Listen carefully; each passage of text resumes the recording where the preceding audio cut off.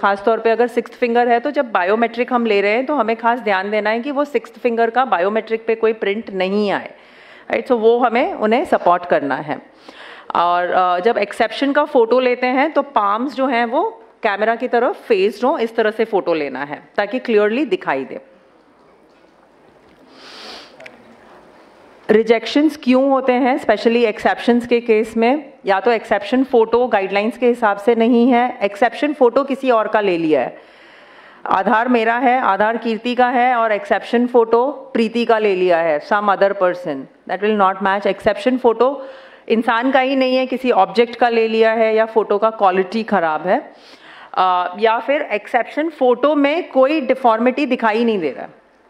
जैसे अभी हमने कुछ देर पहले कहा था कि जस्ट बिकॉज एक फिंगर का बायोमेट्रिक नहीं आ रहा है हमने उसे एक्सेप्शन में डाल दिया। तो अगर आप एक्सेप्शन फोटो देखेंगे तो ये बराबर है, फिंगर्स भी बराबर हैं, आंखें भी बराबर हैं, so this will go for rejection, right. So please take care of this कि ये नहीं हो।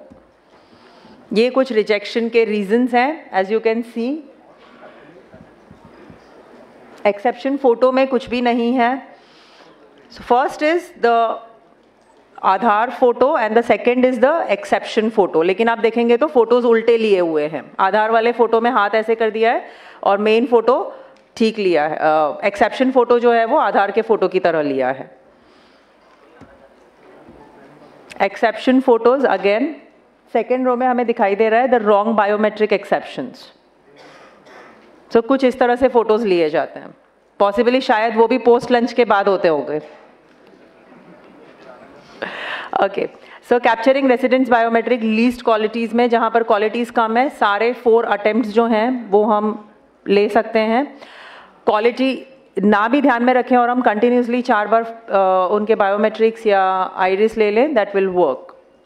वो हमें डिलीट नहीं करना है and to ensure that all the attempts are uploaded, और सेम रेसिडेंट के सारे अपलोड्स हों। सो एग्जाम्पल, अगर मेरा आइरिस पहली बार में बराबर नहीं आया, पुअर क्वालिटी का आया, तो हम फोर्स कैप्चर कर सकते हैं, और वो फोर्स कैप्चर जो 4 बार होगा वो हम चारों अपलोड करें, या एटलीस्ट एक आधा बराबर होगा उसमें, so irrespective of quality. So this is how the force capture will happen.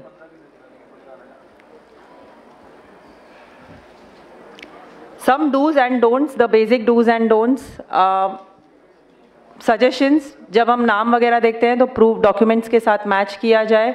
नाम लिखते समय बीच में, सो जनरली हम लिखते हैं M.N. शाह, सो M के बाद डॉट डाल दिया, ऐसे नहीं, पूरा नाम हो, डॉट्स वगैरह का इस्तेमाल ना हो, NA नॉट एप्लीकेबल नहीं लिखा हो, and the correct gender to be captured. Age, address should match with the proofs, and fake documents वगैरह हम एक्सेप्ट नहीं करें। स्पेशल कैरेक्टर्स या अनपार्लियामेंट्री लैंग्वेज का इस्तेमाल ना हो। फोटोग्राफ बराबर लाइट में लिया जाए, एंड फोटो का फोटो नहीं लिया जाए। किसी और इंसान के फोटो की जगह किसी और चीज़ का ही फोटो अपलोड हो गया है, जैसे हम सुबह कह रहे थे कि बस मोबाइल में हम कुछ और कर रहे थे, उसने अपना फोटो क्लिक करा एंड हो गया, सो वो सब नहीं हो, उसका ध्यान रखा जाए। हेड वगैरह ऐसे टिल्ट नहीं हो जब वो फोटो कैप्चर हो रहा हो, it has to be straight हो। And the documents the operator should verify, एक बार अपलोड करने से पहले हमें वेरीफाई कर लेना है। क्या हम फोटो कॉपीज ले सकते हैं डॉक्यूमेंट्स के? नहीं, बट मैं तो आपके पड़ोस में ही रहती हूँ। यस, हमें उनके ओरिजिनल कॉपीज चेक करने हैं, और वो ओरिजिनल कॉपी का हम डुप्लीकेट या जेरोक्स अपने पास रख सकते हैं? नहीं। So once it is done, वो हमें उन्हें रिटर्न कर देना है, right. Done. So going ahead, next I would like to ask, okay, so ये हमने देख लिया है। नाउ जस्ट एक क्विकली हम नज़र डाल लेते हैं ऑन द डॉक्यूमेंट्स, क्या क्या रिक्वायर्ड है। एज वी सेड कि documents time and again update होते रहते हैं, so a quick look at it. Proof of identity में क्या क्या होना चाहिए? It's a identity proof. नहीं, प्रूफ ऑफ आइडेंटिटी में क्या दिखना चाहिए? नाम एंड फोटो, करेक्ट। एड्रेस में सिर्फ एड्रेस दिखाई दिया, मेरा नाम नहीं दिखाई दिया, चलेगा? हाँ, मेरा ही एड्रेस है वो पता चलना चाहिए, so name and address. Relationship proof में नाम, मेरा अपना नाम तो होना चाहिए, यस। एड्रेस होना चाहिए।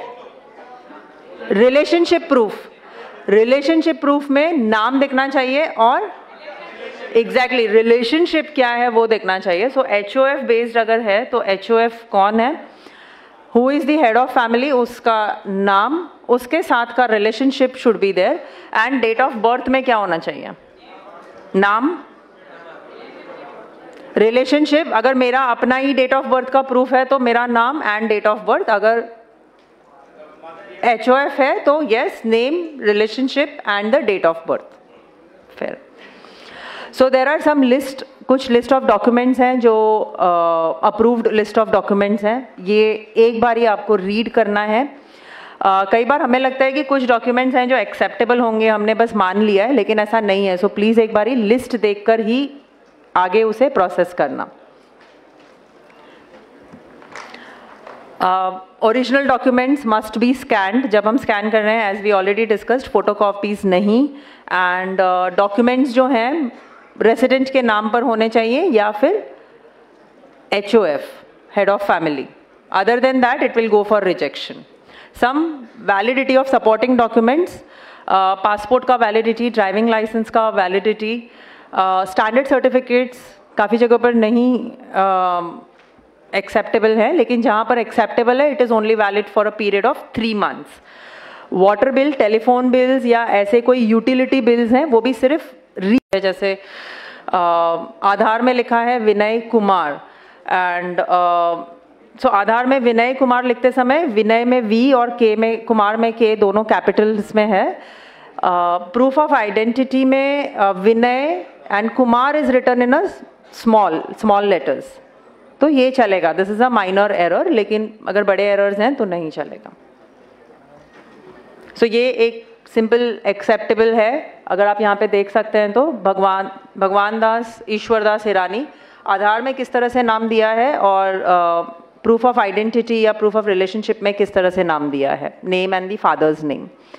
सो मिडिल नेम कहीं पर ऐड किया है या कहीं पर मिडिल नेम को एक्सपैंड किया है, कहीं middle name and surname add किया गया है क्योंकि वो आगे पीछे लिखा गया था, which is acceptable. So that's it. Again, gazette notifications for new name is important.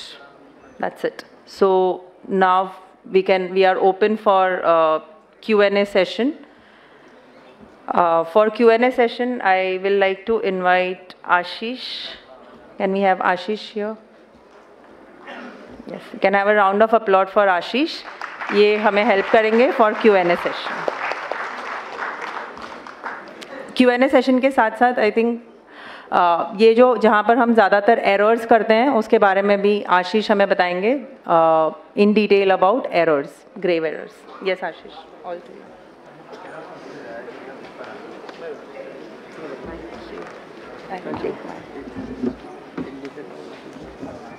एक दे दीजिए।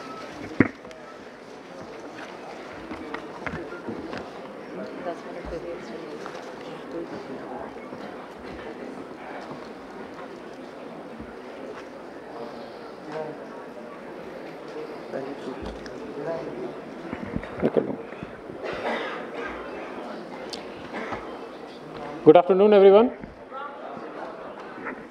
Good afternoon, everyone. Very good. First thing, हमने बहुत सारे इन्फॉर्मेशन जो हमारे DDG थे, CEO सर थे, सब ने बहुत अच्छी इन्फॉर्मेशन दी। बहुत अच्छा हमने डेटा का एनालिसिस देखा, कितने रिजेक्शंस होती है, इंडिविजुअल कितना है, इनरोलमेंट कितनी रिजेक्शन होती है, अपडेट कितना होता है। सो ओवरऑल एक आधार का हमारे पास एक बहुत अच्छा पिक्चर हमारे सामने रेडी हो चुका है कि जिससे कि हमें जो बेसिक डिटेल्स है और इनरोलमेंट एंड अपडेट से रिलेटेड, डॉक्यूमेंट अपलोड से रिलेटेड जितनी चीज़ें हैं वो सब कुछ हमें समझ में आ चुकी है। इस सेशन के बाद हम 10 से 15 मिनट का क्वेश्चन आंसर सेशन रखेंगे और इस सेशन में हम मेनली डिस्कस करेंगे कि रिजेक्शन कहाँ होती है, प्रोसेस क्या है, टेक्निकल एस्पेक्ट्स क्या है और आपको किन किन चीज़ों पे ध्यान देना है जिससे कि रिजेक्शन ना हो। तो आपके स्क्रीन पे जो अभी एक QC पोर्टल दिख रहा है, ये एक ऐसा हमारे पास पोर्टल होता है, जब आप डॉक्यूमेंट अपलोड करते हैं तो ऐसा हमारे पास डॉक्यूमेंट आता है। लेफ्ट साइड में रेसिडेंट का फोटो है, उसके नीचे उसका डेमोग्राफिक डिटेल्स है, सेंटर में आप जो टैब्स में जो आप रेस्पेक्टिव डॉक्यूमेंट्स अपलोड करते हैं वो आता है, राइट साइड में हम उसको एरर कैटेगरी में मार्क करते हैं। अगर सब कुछ सही है तो करेक्ट, अगर किसी भी एरर में वो फॉल कर रहा है तो हम उसको उस एरर कैटेगरी में मार्क करेंगे। This is how a normal process of the QC will go on. ठीक है, मैं इस चीज को क्यों दिखा रहा हूं, आप ऊपर देखिए photo, HOF, POI, POA, POR and POB, ये आपके पास 4 से 5 टैब है। आप लोग क्या करते हैं कि जब कोई न्यू इनरोलमेंट होता है, मान लीजिए किसी ने स्टैंडर्ड सर्टिफिकेट दिया, standard certificate is valid for POI, POA and POB, right? Valid है? यस और नो? अब आप क्या करते हो कि किसी एक टैब में उस डॉक्यूमेंट को आप अपलोड कर देते हैं, रिमेनिंग टैब को आप छोड़ देते हैं for the new enrolment.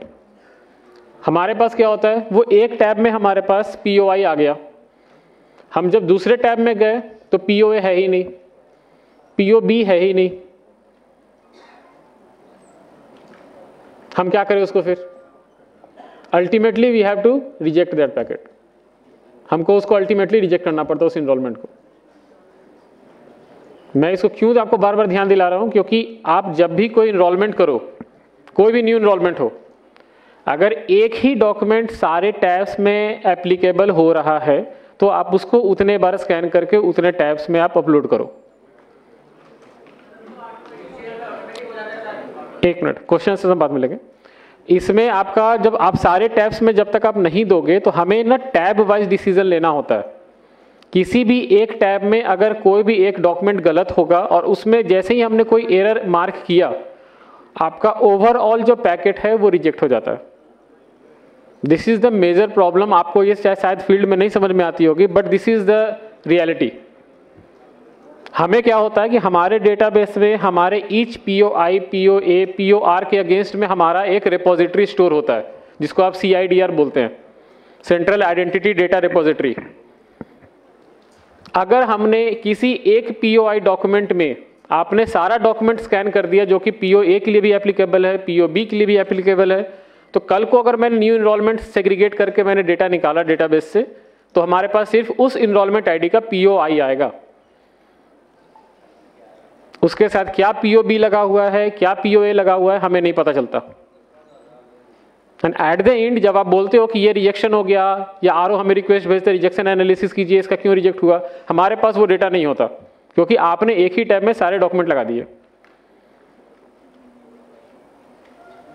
This is a common problem. New enrolment में आप लोग अच्छे से ध्यान देंगे, क्योंकि ऑलमोस्ट 99.6% पॉपुलेशन इंडिया में सबके पास आधार है, और जो न्यू इनरोलमेंट है वो मेजरली 0 to 5 ईयर्स के लिए ही है।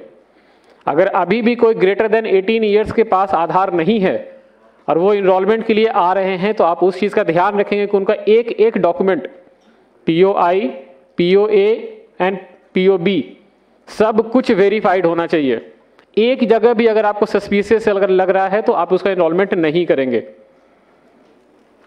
Specifically for the new enrolment.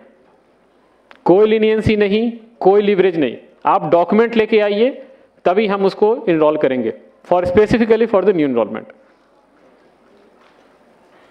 ठीक है, नेक्स्ट ये कुछ ग्रेव एरर्स है जो स्टार्टिंग से कुछ हम लोग डिस्कस कर रहे हैं। DOE 1 क्या होता है, DOE 2 क्या होता है, बायोमेट्रिक एरर्स क्या होते हैं। तो ये कुछ आपके ग्रेव एरर्स हैं जिसके बेसिस पे आपको पेनलाइज किया जाता है और उसके अकॉर्डिंग आपका सस्पेंशन जो भी 10,000 15,000 की पेनल्टी लगती है। ये जो आपके एरर कैटेगरीज हैं, इस एरर कैटेगरी में जब भी आपके कोई पैकेट रिजेक्ट होती है वो उसको ग्रेव एरर माना जाता है। Missing document, photo of photo, age mismatch, फिर आपका चाइल्ड फोटो मिसमैच, ये जितने अनपार्लियामेंट्री लैंग्वेज जो जितने आपको एरर्स दिख रहे हैं ये सारे ग्रेव एरर्स होते हैं। आप चीज़ को पहले समझिए। आपको जब आप फील्ड में इनरोल करते हैं तो आपको लगता है कि नहीं ये चल जाएगा, चल जाएगा, और कल को अगर उसका डेटाबेस मैंने निकाला तो मेरे पास रिकॉर्ड नहीं है,